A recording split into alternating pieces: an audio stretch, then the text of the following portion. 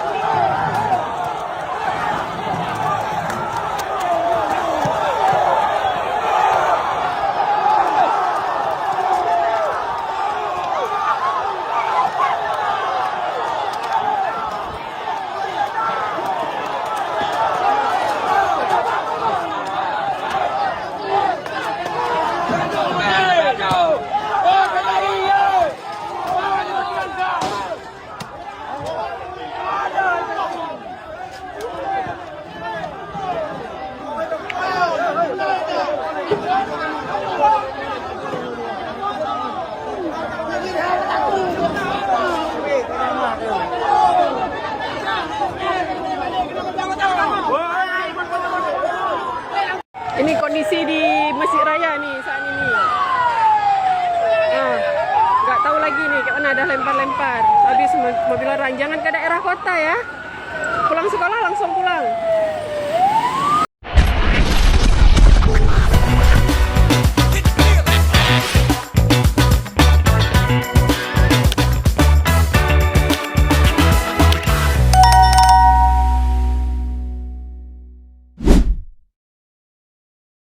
Assalamualaikum warahmatullahi wabarakatuh, sahabat pelita yang dirahmati Allah ya. Ketemu kembali dengan channel ini, semoga sahabat pelita dalam kondisi sehat walafiat dan tentunya masih dalam limpahan dan lindungan yang maha kuasa. Dalam video ini kita sama sekali tidak mau menyudutkan kelompok si A, kelompok si B tentang apa yang terjadi, entah itu kemarin, entah itu yang baru saja sekarang ya, tentang statement-statement para petinggi di negara kita yang mungkin banyak orang-orang tersentil ya dengan ucapan-ucapannya. Tetapi dalam video ini sekali lagi tidak ada maksud untuk menyudutkan pihak manapun. Jadi buat sahabat pelita langsung saja disimak keseluruhan videonya ya. Karena apa? Ketika kita melihat hanya sebatas cuplikan video, takutnya terjadi kesalahpahaman dalam memahami mungkin sebuah video yang sempat beredar di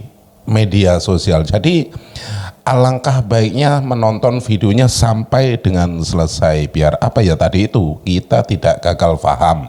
Apabila sudah terjadi kesalahpahaman dalam menanggapi sebuah video, nantinya juga terjadi kerancuan dalam pemikiran ketika kita memberikan argumentasi tentang video ini. Jadi sekali lagi ditekankan untuk menyimak videonya sampai dengan selesai. Nah, sahabat pelita, biar tidak gagal paham, langsung saja kita simak bareng-bareng. Tetapi sebelum kita lanjut, buat Anda yang belum dukung channel ini, mohon dukungannya dengan cara di like, di share, dan subscribe-nya.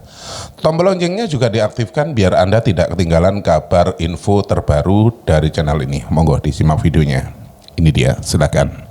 Ini suatu musibah, saudara. Ada rentetan peristiwa, ya, adanya hujan, ada penggundulan hutan, saudara, ada deforestasi dan lain sebagainya. Ya, itu sebab-sebab yang, saudara, rasional, yang kelihatan dalam kita. Tapi jangan lupa, di sana ada sebab-sebab yang suprarasional, di luar jangkauan akal kita. Apa? Ya karena maksiat. Di negeri kita ini udah terlalu banyak maksiat. Kalau sudah terlalu banyak maksiat, saudara, jangan kaget kalau musibah. Wa inna ilaihi raji'un. Nah, karena itu, saudara, dalam menyikapi Aceh, ya kita jangan lepaskan diri dari iman kita. Tadi Habib Hanif Al-Attas di atas mimbar Jumat berceramah bicara soal Aceh, Sumatera Utara bencana. Beliau sampaikan ayat Qur'annya, hadis nabinya, saudara. Nah, itu juga mesti kita ingat. Ya, ada sebab-sebab rasional, tapi juga ada sebab-sebab, saudara, yang memang sepertinya nggak ada hubungan. Maksiat, zina, sama, saudara, banjir, kayaknya kan nggak ada hubungan, saudara. Maksiat, zina dengan gempa bumi, kan sepertinya nggak ada hubungan, saudara. Enggak. Dalam agama, orang-orang yang beriman yakin semua punya hubungan, saudara. Nah, adapun yang namanya penggundulan hutan, hujan, itu juga pencetus-pencetus, saudara, sehingga terjadinya bencana. Nah, saya nggak mau bicarakan soal pencetus-pencetus yang rasional tadi, tapi saya ingin ingatkan apa yang tadi sudah disampaikan oleh Habib Hanif di atas mimbar, itu harus kita camkan baik-baik.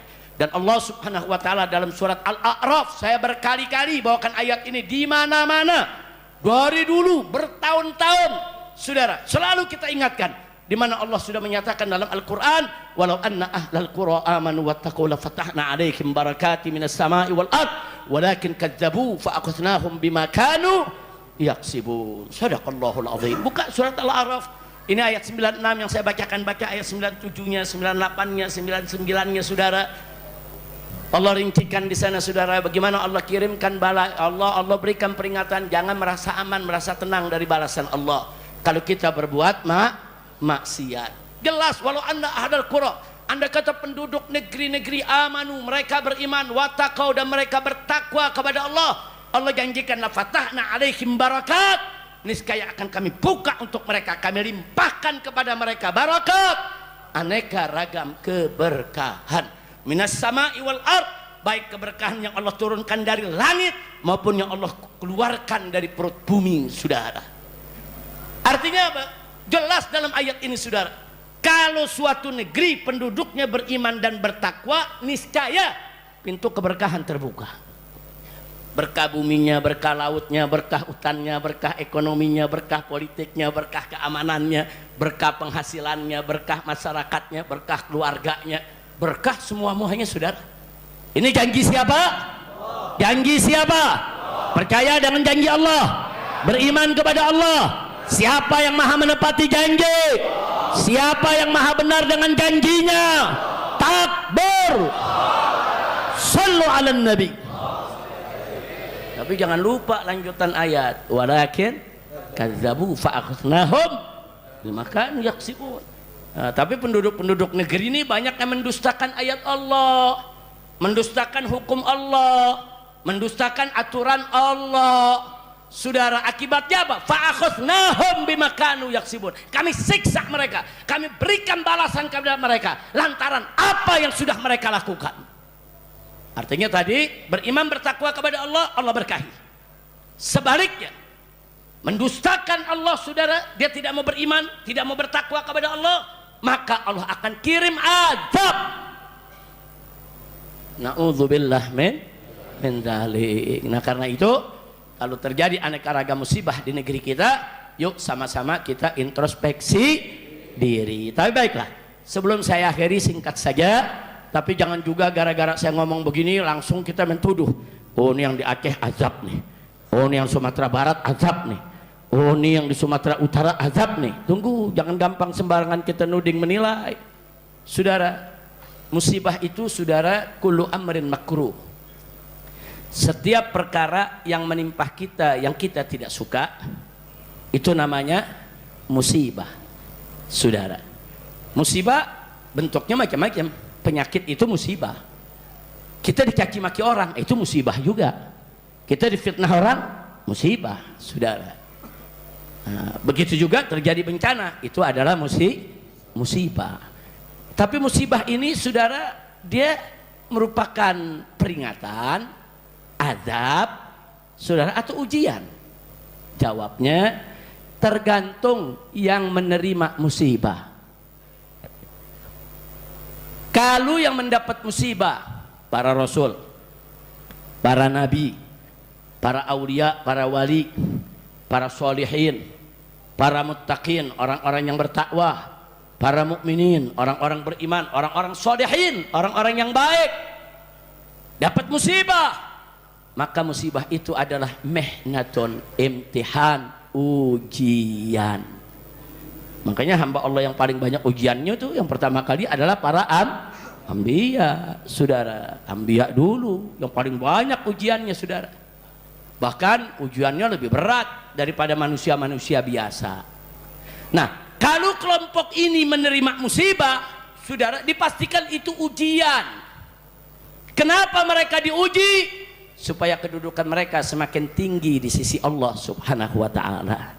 Jadi musibah itu bentuk kasih sayang Allah kepada orang-orang yang solihin untuk liraf'i darajatihim, untuk diangkat kedudukan mereka, saudara. Alhamdulillah. Makanya orang-orang solihin kalau diuji begitu, saudara, hampir nggak ada yang nggak lulus, saudara. Hampir semuanya lulus karena dasarnya memang sudah kuat. Mukminin, sobirin, syakirin, saudara. Nah, itu kelompok yang pertama, ujian buat kelompok yang begitu tuh. Yang kedua, ada kelompok, saudara, dia muslim secara umum baik, tapi kadang-kadang masih suka maksiat, kadang-kadang khilaf, kadang-kadang males mau ibadah, nah kadang-kadang gampang tergoda, jatuh juga ke lembah maksiat. Tapi secara umum dia baik, saudara. Masih banyaklah kebaikannya. Kena musibah, maka musibah itu adalah inzar, peringatan. Kenapa Allah berikan peringatan? Allah masih sayang sama kelompok ini. Diberikan peringatan supaya insaf dan sadar, saudara, agar yang bersangkutan, saudara, meningkatkan kebaikannya, saudara, dan menstop keburukannya. Nah, kalau sudah begitu, saudara, orang-orang kelompok ini begitu dapat peringatan, dia sadar, dia tobat, dia kembali ke jalan Allah, insya Allah musibahnya akan menjadi tathhiruz dzunub, menjadi pencuci dosa. Nah, makanya kelompok ini kalau dapat peringatan, oh ini peringatannya dari Allah, buru-buru tobat, buru-buru tobat. Nah, kalau tobat, dosanya Allah ampuni, tingkatkan kebaikannya. Nah, kira-kira jelas tidak? Yang ketiga, saudara, yang ketiga, orang-orang yang nggak ada kebaikan dalam dirinya di sisi Allah dan Rasulnya. Seperti siapa? Orang-orang kafir yang mengingkari Allah dan Rasulnya, orang-orang musyrik yang mempersekutukan Allah, saudara.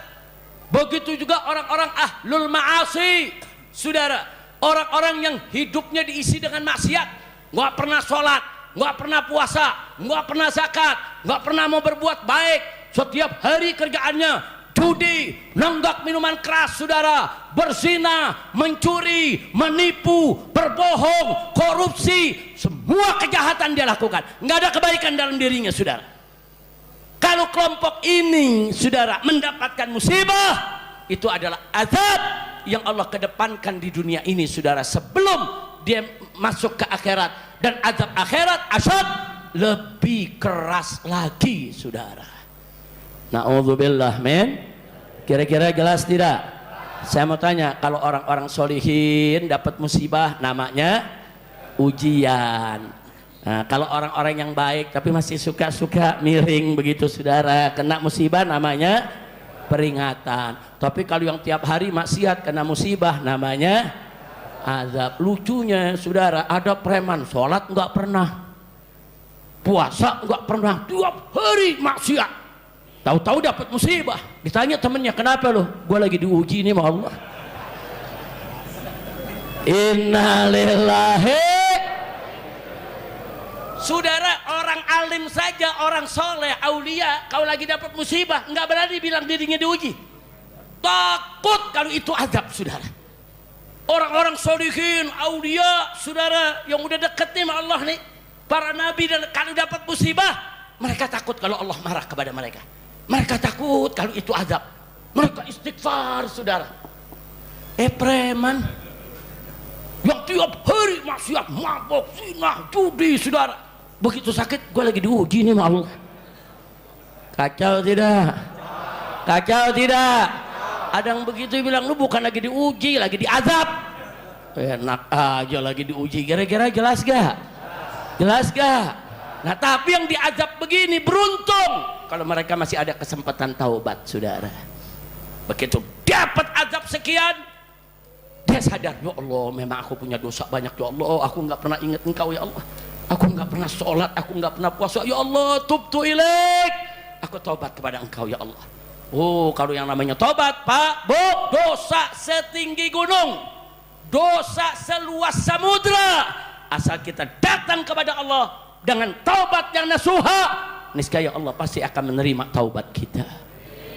Nah, jadi sekali lagi saudara, jadi musibah-musibah itu begitu. Maka itu kalau ada yang tanya, ini musibah di Aceh bagaimana nih? Ini masuk yang mana? Musibah di Sumatera Utara masuk yang mana? Musibah di Sumatera Barat masuk yang mana? Kita kembalikan kepada yang menerima musibah, saudara. Orang-orang baik di Aceh banyak, orang-orang solihin di Sumatera banyak. Mereka yang kena musibah ini, mereka diuji oleh Allah. Mudah-mudahan saudara, kedudukan mereka semakin dekat kepada Allah. Lalu bagi orang-orang masyarakat biasa yang kadang-kadang baik, masih ada sedikit banyak perbuatan jahatnya, saudara, ya ini peringatan. Mudah-mudahan mereka insaf, sadar, tidak lagi melakukan kemunkaran, taubat, kembali ke jalan Allah. Insya Allah juga mereka minas sholihin, dan mudah-mudahan musibah tadi menghapus dosa mereka semua. Amin ya Rabbal. Nah, adapun musibah ini saudara mengenai orang-orang yang jahat, yang melawan Allah, menentang Nabi, saudara, nggak ada kebaikan dalam kehidupannya. Inilah azab yang Allah dahulukan dalam kehidupan dunia, dan azab akhirat lebih keras, lebih pedih lagi. Na'udzubillah min dzalik. Kira-kira jelas tidak? Jelas tidak? Nah, karena itu tadi ada himbauan, yuk rame-rame kita bantu Aceh, setuju tidak? Bantu Sumatera, setuju tidak? Betul? Nah, jadi saudara, sampai hari ini saya dan kawan-kawan di FPI serta juga di beberapa ormas Islam lain masih terus merayu, membujuk, mendorong Bapak Presiden kita, pemerintah kita agar mau menyatakan bencana yang terjadi di Aceh dan Sumatera Utara serta Sumatera Barat sebagai bencana nasional. Kenapa? Karena kalau dijadikan sebagai bencana nasional, maka pintu bantuan dari luar negeri terbuka. Kalau enggak bisa. Saya kasih contoh, kemarin ada bantuan 30 ton bantuan dari Uni Emirat Arab, saudara, udah sampai, saudara, ke Medan. Wali kota udah siap terima, tapi pusat larang karena bukan bencana nasional. Kalau bukan bencana nasional harus izin menteri, izin presiden, saudara. Akhirnya apa? Akhirnya bantuan 30 ton dikembalikan. Ini apa, saudara? Nggak apa-apa, nggak jadi bencana nasional, nggak apa-apa kalau betul-betul pemerintah kita sanggup, mampu, dan benar kerja ke bawah, silakan. Tapi kalau cuma lapor yang enak-enak aja sama presiden, bahkan presiden dibohongin, saudara. Apa cerita aja, Pak, listrik udah nyala, ternyata belum nyala. Nanti lapor lagi, Pak Presiden, semua mayat sudah diurus, sudah dikubur, nggak ada mayat lagi. Presiden percaya, oh kalau gitu udah selesai, tidak usah ada bencana nasional. Sementara masih banyak mayat yang belum ditemukan sampai saat ini, saudara. Yang tertimbun, tadi Habib Hanif cerita di atas mimbar, ada 3 desa 3 desa itu berapa orang saudara, berapa kakak. Jadi sekali lagi saudara, bencana nasional nggak usah malu. Oh sebut bencana nasional malu, jangan. Kalau ngutang boleh malu, betul. Ngutang triliun-triliunan nggak malu, nerima bantuan malu. Iya, lu iyanya kurang kompak lu. Insya Allah, kira-kira jelas gak? Jelas gak? Tahun 1992 terjadi tsunami di Nusa Tenggara Timur, saudara. Begitu terjadi tsunami, Presiden Soeharto mendapatkan berita, langsung diumumkan bencana nasional. Selesai. Hanya dari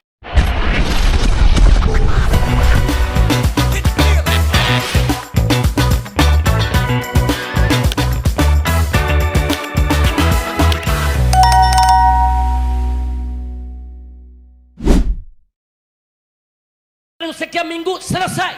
Yang rusak dibangun kembali, jalan dibangun kembali, jembatan dibangun kembali, saudara. Selesai. Enggak ada ribut-ribut. Di tahun 2004 saudara, terjadi tsunami di Aceh, saudara. Hari ini terjadi tsunami, saudara. Malam itu juga diumumkan oleh Presiden SBY sebagai bencana nasional. Besoknya saudara, bertonton bantuan datang dari semua negara.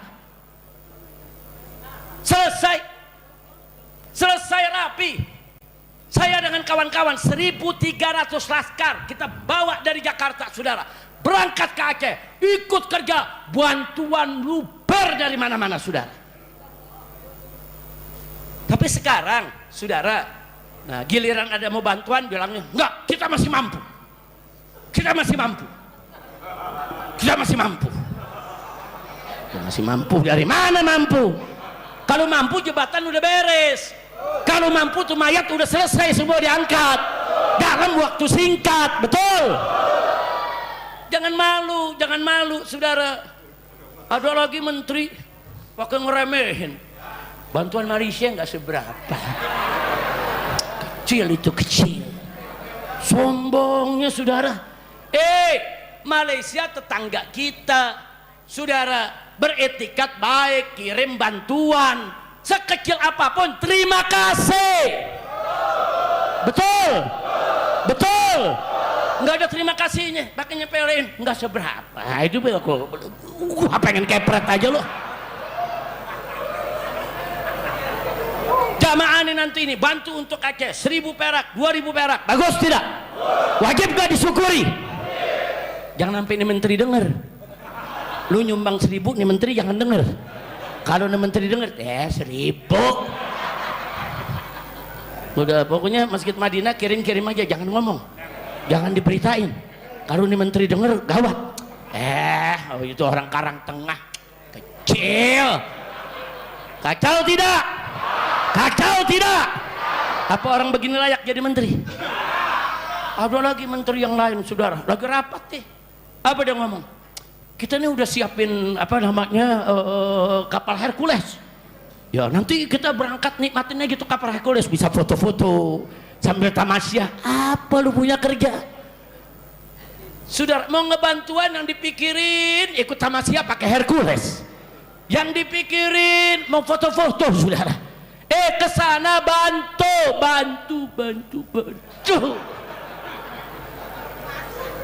Jelas tidak? Jelas tidak? Jadi ini para menteri ngomongnya udah seenak-enaknya, saudara. Ada lagi kejadian, saudara. Kejadian presiden mau datang. Ini udah 2 minggu nggak ada tenda yang gede-gede. Begitu presiden mau datang, langsung dirapihin tenda berdiri semua. Ada lagi yang lebih unik, saudara. Presiden datang untuk yang kedua kali apa 3 kali waktu itu, lampu semua nyala. Begitu presiden pulang, mati lagi tuh lampu. Kacau tidak? Kacau tidak? Itulah Indonesia. Sedih-sedih kita, jangan begitu dong, betul? Baik, sebagai penutup saya mau ingetin semua, saudara. Saya yakin insya Allah husnuzon saya baik dan benar, mudah-mudahan, amin. Saya berhusnuzon, saudara. Bapak Presiden itu, saudara, punya perhatian besar terhadap bencana di Aceh, Sumatera Utara dan Sumatera Barat. dan saya yakin beliau setuju ini dinyatakan sebagai bencana nasional. Tapi yang jadi persoalan, ada pembisik-pembisik manusia di sekitar dia yang mempengaruhi presiden, saudara, supaya jangan dinyatakan sebagai bencana nasional, saudara. Kalau ada yang bertanya, Habib yakin dari mana? Saya yakin karena di bulan Oktober tahun 2015, ketika itu Prabowo belum jadi presiden, saudara. Di 2015, waktu itu terjadi bencana di Riau, bencana karhutla, kebakaran hutan dan lahan, saudara. Ribuan hektar kebakar, saudara. Nah, saat itu presidennya Jokowi, presiden lambat, saudara. Kerjanya nggak cepat, saudara. Akhirnya apa? Prabowo menulis di akunnya, saudara. Beliau tulis sendiri di akunnya, saudara. Apa beliau katakan? Ini harus segera dinyatakan sebagai bencana nasional, agar bantuan dari luar negeri segera datang. Jangan kita tunda-tunda. Ini berbahaya. Artinya apa? Saya pernah baca itu, hari ini pun jejak digital itu tetap ada. Saya percaya bahwa Prabowo tahu tanpa dinyatakan sebagai bencana nasional berat bagi pemerintah untuk mengatasinya, saudara. Nah, tapi kenapa kok Prabowo sampai saat ini nggak mau menyatakan sebagai bencana nasional, saudara? Nah, di sini saya suuzon kepada orang-orang yang memberikan bisikan atau laporan asal Bapak senang, saudara. Oh, tapi Habib kan nggak boleh suuzon kalau nggak ada bukti, ada korinahnya, saudara. Kalau Prabowo ini dibohongin, buktinya mana? Ya itu tadi yang saya cerita, depan presiden, depan wartawan, di hadapan masyarakat. Presiden nanya langsung, bagaimana listrik Pak Menteri? Udah nyala semua, Pak, 90% semua udah nyala, padahal masih mati. Itu dia ngomong begitu apa? Asal presiden senang, saudara. Depan presiden, depan rakyat, depan TV, dia berani laporan asal Bapak senang, walaupun harus bohong. Nah, kalau depan TV berani, apalagi di belakang TV. Makanya tadi saya cerita, oh ini jangan-jangan pembisiknya lapor Pak Presiden. Pak Presiden panggil deh orang-orang dekat. Bagaimana Aceh? Udah beres, Pak. Bagaimana tenda-tenda? Rapi, Pak. Bagaimana makanan-makanan? Udah tertanggulangi, Pak. Bagaimana listrik? Udah nyala semua, Pak. Bagaimana jembatan-jembatan yang rubuh? Udah beres, udah nyambung. Sama gedebong pisang kali nyambungnya. Ya pokoknya laporan yang penting Bapak Presiden senang. Oh begitu. Terus Presiden tanya, jadi kalau begitu apa perlu nyatakan bencana nasional? Nggak usah, Pak. Nggak usah. Itu urusan kita-kita lah. Kita kan cinta Bapak, kita bela Bapak. Kita yang beresin. Luar biasa, sudah. Makanya Presiden sampai sekarang nggak mau menyatakan bencana nasional. Nah, kalau ada yang tanya, Habib, kenapa ada oknum-oknum yang takut kalau di sana dijadikan bencana nasional?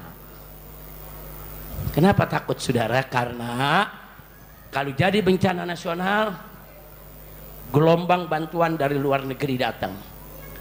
Bukan bantuannya yang mereka takut. Kalau sudah dibuka, jurnalis-jurnalis internasional akan datang semua, saudara. Peneliti-peneliti seluruh dunia akan datang, saudara. Di samping mereka membawa jutaan ton bantuan, mereka juga membawa peneliti-peneliti, penyidik, pemeriksa, jurnalis, saudara. Mereka mencari kenapa ini hancur begini. Oh, ini karena banjir. Kenapa bisa banjir? Oh, karena hutannya gundul. Kenapa gundul? Oh, karena ada program ini dan program itu. Siapa yang buat program? Dan oh, yang buat programnya pemerintah. Siapa yang tanda tangannya? Oh, ini yang ngerjain adalah perusahaan. Apa nama perusahaannya? Siapa pemilik perusahaan? Nah, terus dari mana tuh dia punya izin? Siapa yang tanda tangan izinnya? Dibongkar semua, saudara. Jadi banyak yang takut kalau itu semua dibongkar, mereka semua masuk penjara. Jadi rakusnya mereka, serakahnya mereka, bahkan jahat sudah mereka rakus, sudah mereka serakah, saudara. Banyak rakyat jadi korban. Begitu membantu, saudara, mereka pura-pura jadi korban juga. Kurang ajar, biadab. Orang yang tahu diri, saudara, orang yang tahu diri, saudara. Orang yang tahu diri, oh saya salah, ini penyebabnya saya menggundulkan hutan. Dia tahu diri, dia turun, dia bantu, saudara. Bukan malah dia mencoba melarikan diri, mencoba menutup diri, mencoba menutup pintu investigasi, bahkan ngebohong kepada presiden. Inna lillahi wa inna ilaihi raji'un. Nah akhirnya saudara, saya ingatkan yang paling penting, hati-hati ya, hati-hati. Kita dengan Aceh baru punya perjanjian damai 20 tahun saudara. Hati-hati, hati-hati. Sebelum 20 tahun dulu Indonesia sama Aceh perang saudara, bertahun-tahun perang, saling tembak, saling culik, saling bunuh, dan banyak orang tidak berdosa jadi korban, perempuan, anak-anak saudara. Hati-hati, jangan sampai kalau Aceh tidak diperhatikan nanti mereka kecewa. Kalau mereka kecewa nanti mereka keluar dari perjanjian. Kalau mereka keluar dari perjanjian, mereka akan angkat senjata lagi untuk lawan Republik Indonesia saudara. Dan ingat, hari ini saudara, suara-suara minta Aceh merdeka itu meluas. Yang tadinya dulu nggak mau Indonesia Aceh merdeka, sekarang jadi mau. Saudara, kenapa? Karena mereka merasa, kenapa kami nggak diperhatikan? Padahal harta kekayaan Aceh banyak dibawa ke pusat.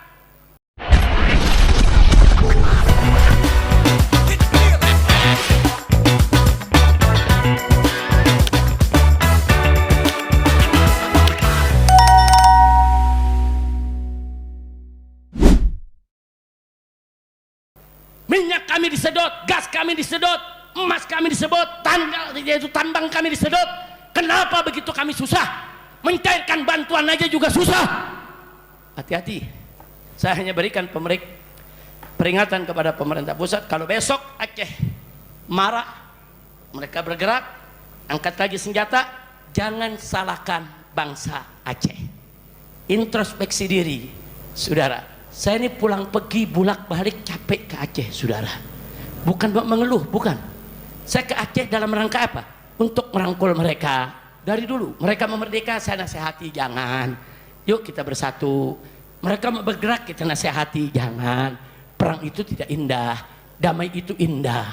Sampai kemarin hampir-hampir mereka bergerak mau merdeka gara-gara soal 4 pulau saudara.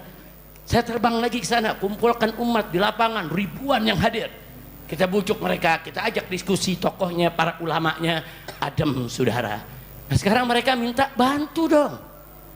Pemerintah pusat, saya yakin Prabowo-nya, Menteri Keuangannya saudara udah menyiapkan dana. Bahkan Menteri Keuangan sudah mengatakan ada 60 triliun yang siap diturunkan ke Aceh. Lekas segera. Ini kadang-kadang bantuan dari atas ke bawah saudara, ini lewat pintu-pintu saudara. Di setiap pintu disunat-sunatin saudara. Sampai di bawah tinggal ampasnya doang. Udah ngaku aja lah di Indonesia begitu, betul? Betul. Kalau perlu 60 triliun biar Pak Menteri Keuangan Pak Purbaya bawa langsung itu uang ke Aceh, bawa langsung ke Sumatera Utara, bawa langsung ke Sumatera Barat. Bikin satu tim yang independen mengawasi penggunaan dana tersebut. Tidak boleh dikorupsi, saudara, betul? Kadang-kadang ini koruptor buat betul saudara. Sampai duit bencana dimakan juga. Sudah cukup segitu deh, karena saya lupa saya lagi sakit. Iya nih, jangan nih Kiai Abdul Rasid suka jadi provokator juga. Tapi beliau tadi ngaku, Habib anak provokator kebaikan. Alhamdulillah ya sudah, pokoknya kalau cerita itu kita doain aja lah. Mudah-mudahan Pak Prabowo dijaga oleh Allah, dijauhkan dari pembisik-pembisik yang jahat, pembisik-pembisik yang rakus, pembisik-pembisik yang serakah, supaya beliau dapat taufik hidayah menjadi pemimpin yang baik. Dan kita baca surat Al-Fatihah agar Aceh, saudara, Sumatera Utara, Sumatera Barat dirahmati oleh Allah, diberkahi oleh Allah, diganti bencananya dengan kebahagiaan, dimudahkan segala urusan mereka. Ala hadhihi niyya wa likulli niyatin salihah wa ila hadratin nabiyil mustafa sallallahu alaihi wasallam. Al-Fatihah.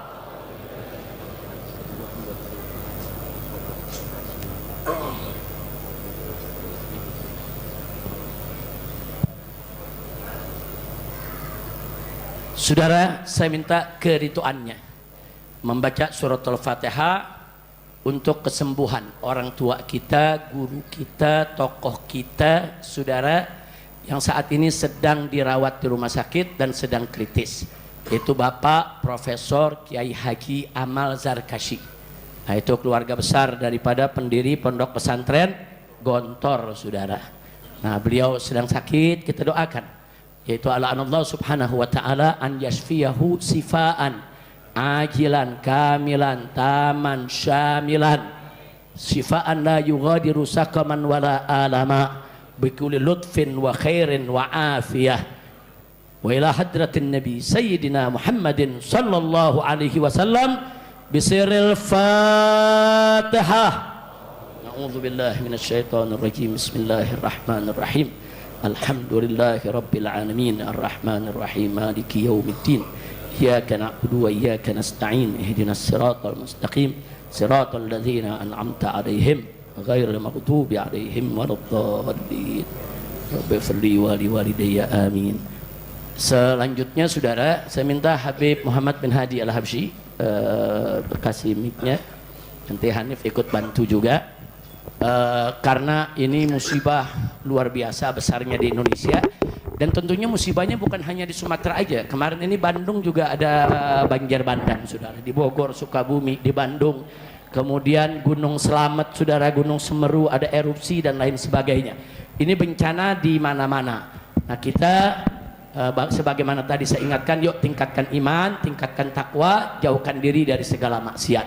Nah, maka itu saya minta sekarang Habib Muhammad bin Hadi Al-Habsyi membacakan qasidah yang isinya doa, saudara, yaitu qasidah Qul ya Azim, saudara. Qul ya Azim. Ya Azim itu yang maha agung, yaitu Allah. Kita minta kemudahan dari Allah, kita minta kebahagiaan dari Allah, kita mintalah segala urusan kita dimudahkan. Qul ya Azim.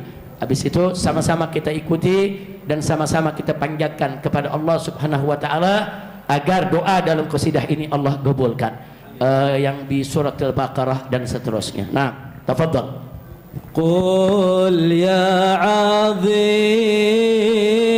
antal azim qad hammana hammun azim wa kulluha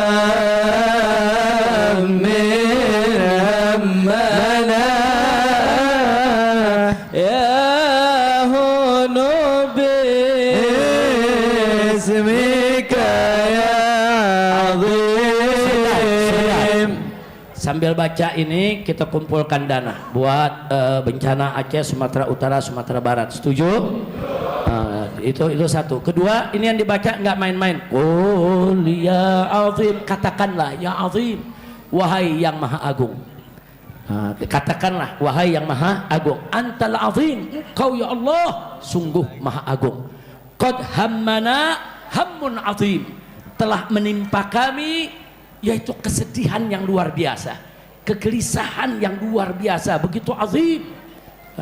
Kemudian kita katakan lagi wa kullu hammin, dan setiap kegelisahan, kesulitan yang bagaimanapun juga yahun, akan menjadi mudah, akan menjadi ringan bismika ya azim, dengan namamu wahai yang maha agung.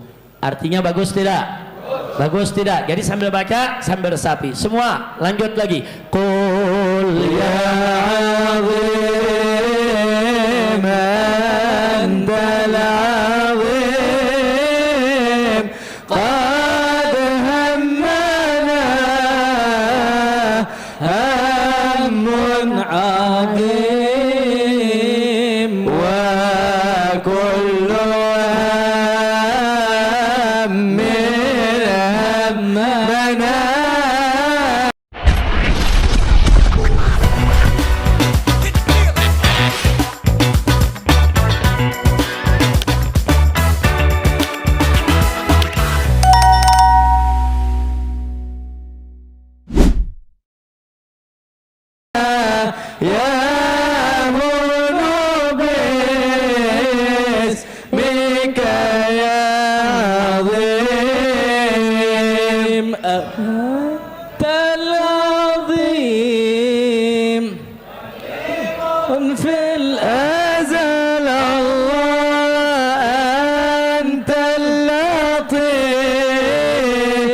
لطيف لم تزال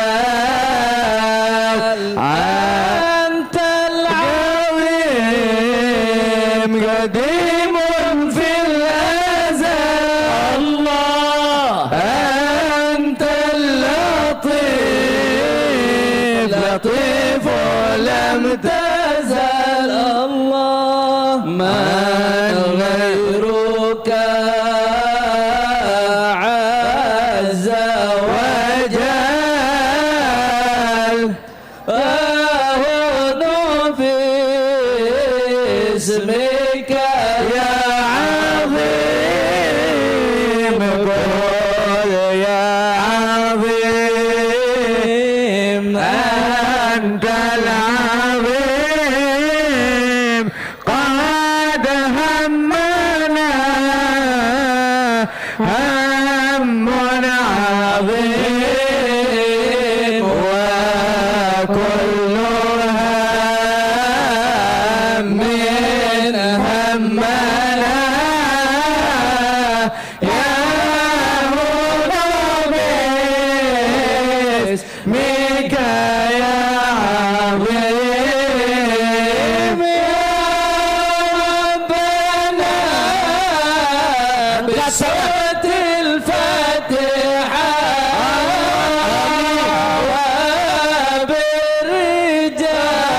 وبالرجال رجال الصالحات اجعل أمورنا ناجحة نحن وكل المسلمين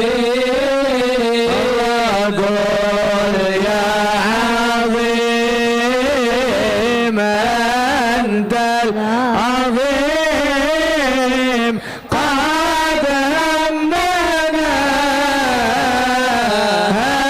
هم عظيم وكل هم همنا يا باسمك يا عظيم يا ربنا بصوت البقرة وبالرجال رجال العشرة يا ربنا بصوت البقرة وبالرجال رجال العشرة اجعل أمورنا ميسرة نحن وكل المسلمين قل يا عظيم أنت العظيم قد همنا هم عظيم وكل هم همنا يا باسمك يا عظيم بصوت المائدة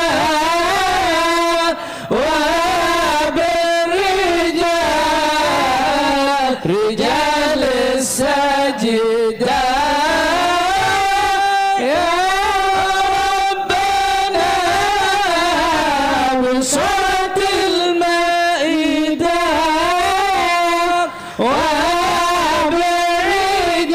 وبالرجال رجال السجدة اجعل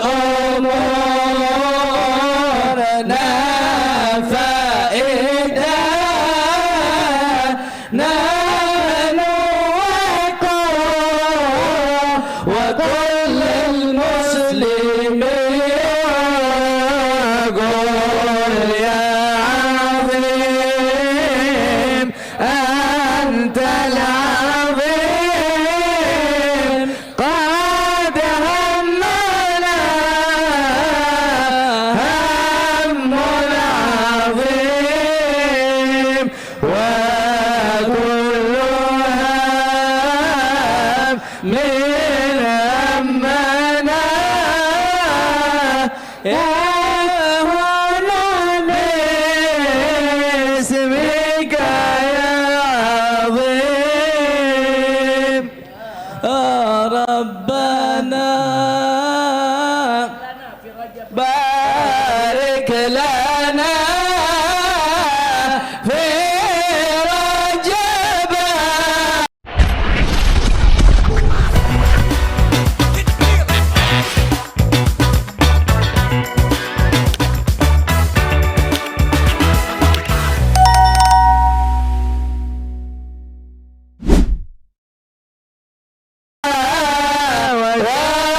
وشعبنا وبلغنا رمضان بلغنا رمضان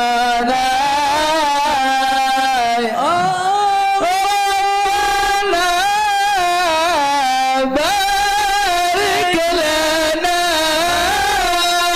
في رجب وشعبنا اللهم بارك لنا في رجب وشعبنا وبلغنا رمضان وحصلنا مقاصدنا قل يا عظيم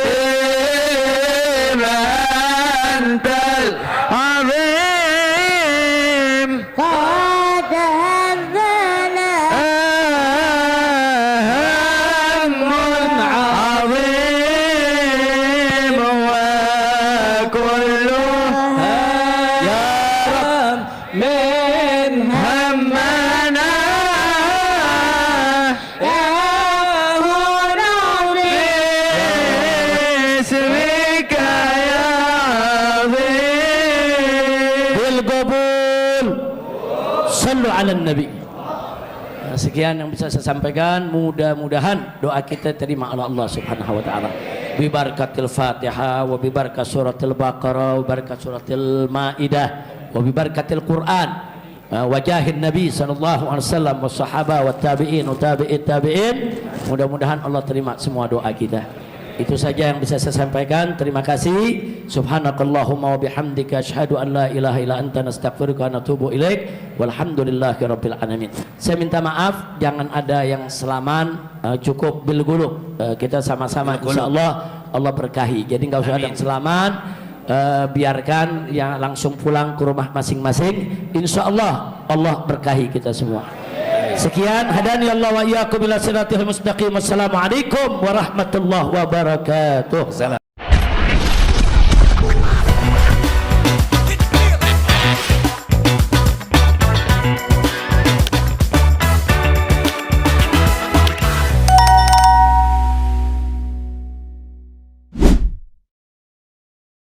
Sahabat pelita yang dirahmati Allah ya, keseluruhan video sudah kita simak bareng-bareng ya. Semoga kita bisa mengambil hikmah dari apa yang sudah kita tonton dan kita bisa menjadikan sebuah pelajaran, entah itu dalam hidup kita, entah dalam kegiatan kita sehari-hari, bahkan dalam bertutur kata.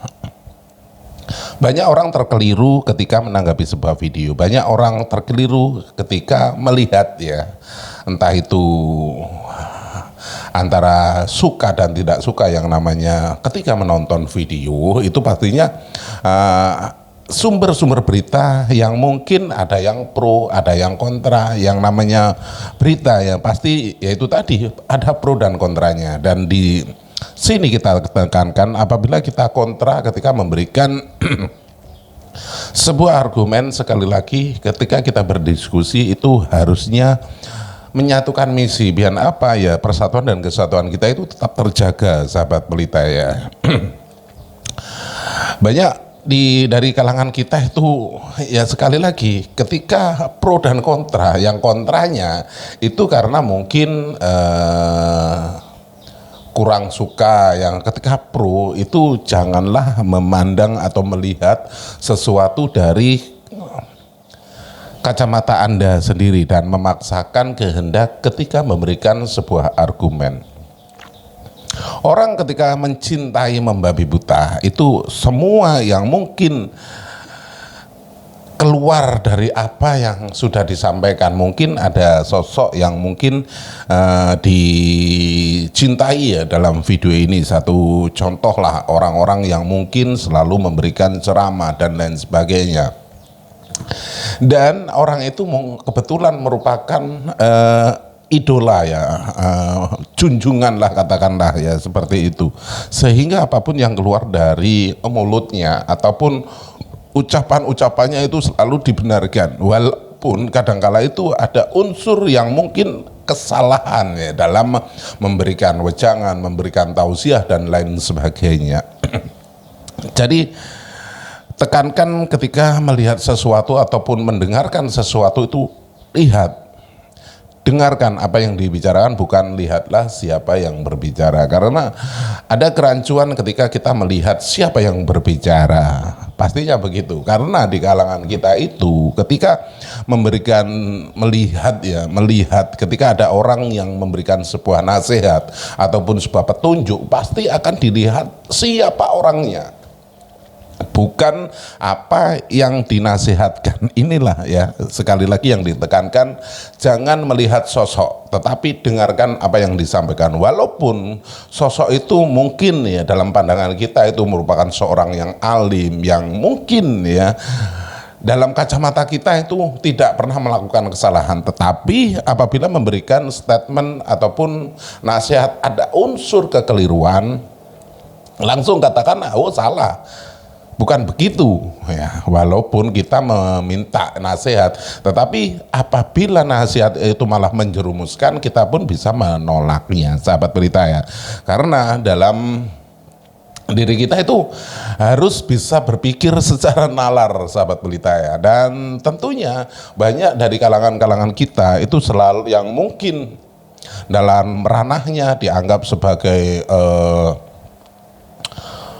alim, ulama dan lain sebagainya, tetapi dalam konteksnya itu selalu membuat keonaran, entah itu memprovokasi jamaahnya untuk tidak setuju dengan pemerintahnya dan lain sebagainya. Kan banyak seperti itu ya, mengajak mengadu domba antar sesama.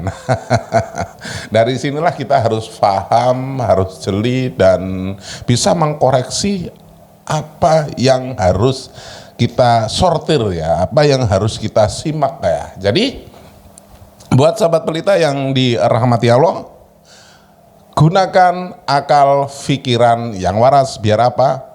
Biar tidak konslet. Terima kasih sudah klik video ini, dan apabila video ini bermanfaat, jangan lupa di like, di share sebanyak-banyaknya, dan tinggalkan jejak Anda di kolom komentar. Di akhir video sekali lagi izinkan saya mohon maaf yang tak terhingga apabila ada unsur kata-kata saya yang mungkin kurang berkenan di hati Anda, karena yang namanya orang itu ketika memberikan ucapan, memberikan salam itu mungkin ada yang terkeliru. Jadi sekali lagi izinkan saya mohon maaf yang tak terhingga. Di akhir video, terima kasih dan saya akhiri wabillahi taufiq wal hidayah. Wassalamualaikum warahmatullahi wabarakatuh.